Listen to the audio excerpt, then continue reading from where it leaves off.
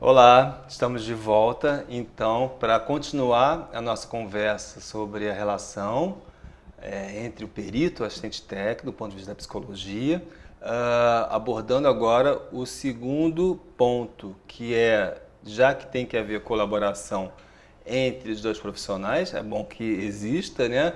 Como ela aconteceria, né? Isso exigiria que estivessem presentes ao mesmo tempo num procedimento de avaliação. Lembrando que o primeiro ponto, né, que eu abordei na nossa conversa foi sobre foi um conjunto de questões, né, que eu trouxe sobre o que seria imparcialidade ou parcialidade. São profissionais de natureza distinta, atribuições distintas, que tendem inclusive a entrar em rota de colisão, certo? Se um é de confiança da parte, da confiança do juiz, um está isento da suspeição e o outro não está isento, a gente tem um confronto aí, um campo aí mais difícil de combinar, certo? Então, vejam, por exemplo, eu vou remeter aqui novamente ao PowerPoint, no artigo 446 do Código do Processo Civil, CPC. E diz aqui, na segunda parte, aqui, o perito deve assegurar aos assistentes das partes, né, o assistente técnico, o acesso e o acompanhamento das diligências e dos exames que realizar, com prévia comunicação comprovada nos autos com antecedência mínima de 5 dias. Né? Então, voltando aqui, parece haver um entendimento, segundo o CPC, mas vejam bem, aqui não está falando só do psicólogo, está falando do perito, assistente técnico, em qualquer área, né? Parece trazer o entendimento de que ambos os profissionais, ou pelo menos o perito, ele deve colaborar e permitir que o AT possa estar presente durante o exame, quer dizer, durante a avaliação. Tá? O que vai de encontro, se a gente for procurar, a resolução do Conselho Federal de Psicologia, que dispõe sobre a relação entre o perito e o assistente técnico, que é a resolução 008/2010, né? Vamos dar uma olhadinha aqui no PowerPoint, passando pelos questionamentos, e aqui CFP número 008/2010. O artigo 1º. O psicólogo perito e o psicólogo assistente técnico devem evitar qualquer tipo de interferência durante a avaliação, que possa prejudicar o princípio da autonomia teórico-técnica e ético-profissional e que possa constranger o periciando durante o atendimento. Quer dizer, já tem um entendimento diverso do que a gente acabou de ver no CPC. Tá?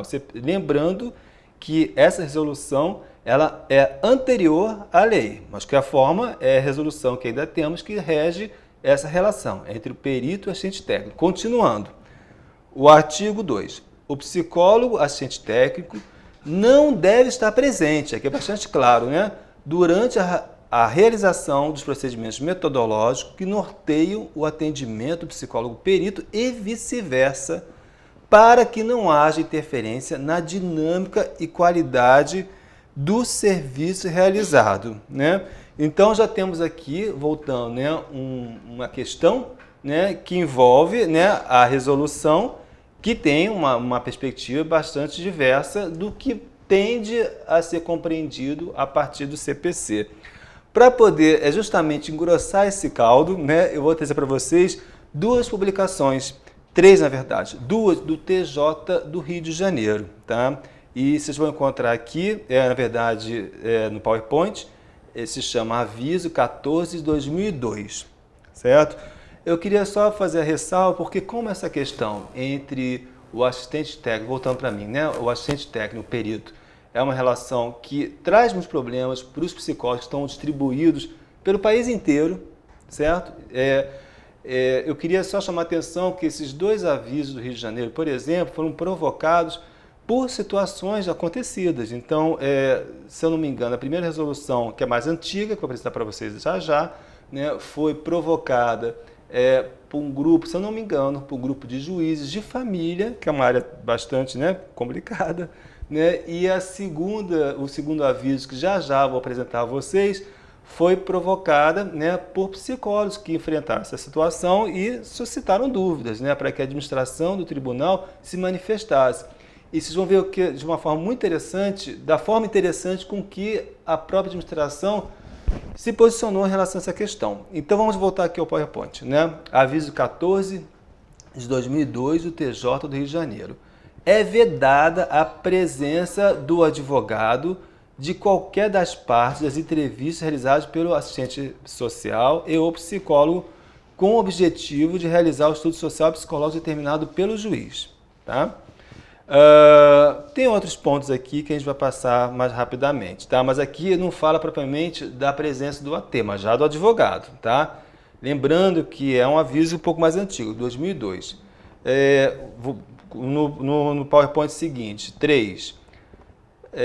Alegações gratuitas de parcialidade feitas para advogado ao contestar o parecer social psicológico não implicarão na intimação do assistente social e psicólogo para se defender em audiência de instrução e julgamento. Né? 4. Se o juiz, vamos ler ela toda, apesar de que alguns pontos fogem ao nosso tema central, mas acho que vale a pena apresentar e conhecer e torná-la pública. Né? Se o juiz, o MP, ou a parte necessitarem de esclarecimentos quanto ao laudo apresentado pelo assistente social e ou psicólogo, formularão objetivamente quesitos a serem respondidos por escrito ou, se necessário, em audiência, para o qual deverão estes ser regularmente intimados. Né? 5. Os assistentes técnicos de qualquer das partes, profissional de serviço social e psicologia, poderão ter acesso aos procedimentos metodológicos, entrevistas, visitas, né, realizadas pelo assistente social e psicólogo do juízo, sem, contudo, neles intervir, sendo facultado ao mesmo assinar o laudo conjuntamente. Isso daqui, vamos considerar o seguinte, é um aviso antigo, talvez isso já tenha sido revisto, porque não caberia, né, não faz muito sentido que esse laudo seja assinado conjuntamente, né? E também não é muito claro, quer dizer, né, não pode haver intervenção, mas assim, poderia estar presente, mas sem intervir, então não responde muito a nossa inquietação aqui, né, sobre o problema mais concreto, né, se ambos profissionais devem estar presentes numa avaliação. Né? E muito bem, o item 6, para encerrar aqui esse aviso, recomenda-se que os pareceres elaborados pelo assistente social e psicólogo contenham indicação de soluções de ordem assistencial ou psicológica para cada caso concreto, bem como dos meios e instituições capazes de implementá-las, né? Que é uma orientação muito interessante. Bom, então vejam que esse aviso talvez não tenha respondido inteiramente ao nosso problema, mas eu vou agora apresentar a vocês um outro aviso publicado anos depois, quer dizer, mais recente, pelo próprio tribunal, em que deixa clara essa questão sobre a copresença ou não dos dois no procedimento de avaliação. Então vamos voltar aqui para o PowerPoint novamente, tá? CGJ 1247 de 2016, vejam, é posterior ao Código de Processo Civil. Traz uma quantidade de informações, né? A gente não vai poder se deter nelas, enfim, né? Mas está aqui publicada, tá? É vedada a participação do psicólogo em diligências de busca e apreensão, muito bem. É vedada a realização de atendimento às partes visando psicoterapia, muito bem, excelente. É vedada a realização de acompanhamento de visitas fora do local de trabalho ou em horário diverso do expediente. Vejam que interessante, é muito interessante que o tribunal, a administração do tribunal tenha publicado uma resolução dessa, não é exatamente uma resolução, um aviso, e seria muito interessante que o psicólogo que está em outro tribunal, em que não tem esse tipo de posicionamento, possa provocar a administração para proteger o seu trabalho. Tá? Muito bem, recomendo-se evitar a participação de psicólogos como responsáveis por assegurar contatos entre adultos, crianças ou jovens em períodos estipulados judicialmente para tais encontros. E bom, chegamos finalmente aqui ao nosso item, né? É vedada a participação do assistente técnico da parte nos atendimentos realizados pelo psicólogo do tribunal, né? Conforme previsto na resolução do Conselho Federal, aquela que eu chamei a atenção de vocês, né, de 2010. Né? E para encerrar, então vejo que tem um posicionamento claro aqui do Tribunal do Rio de Janeiro, publicado, né, depois da lei, né? E vou só trazer mais um aviso para vocês. Opa, só um minutinho, que é o seguinte, que é do TJ de São Paulo, né? E mais recente ainda, número 12, 2017. Está aqui no PowerPoint, né? Vamos ler aqui rapidamente, parágrafo único, o acompanhamento das diligências, não inclui efetiva participação, falando do Código de Processo Civil, tá vendo? Né? Não inclui a efetiva presença do AT durante as entrevistas de psicólogos e assistentes sociais com as partes, crianças e adolescentes. Vejam, né? Quer dizer, o artigo do CPC não inclui a efetiva presença do AT concomitante, né, à avaliação do psicólogo, do perito, seja psicólogo, seja assistente social.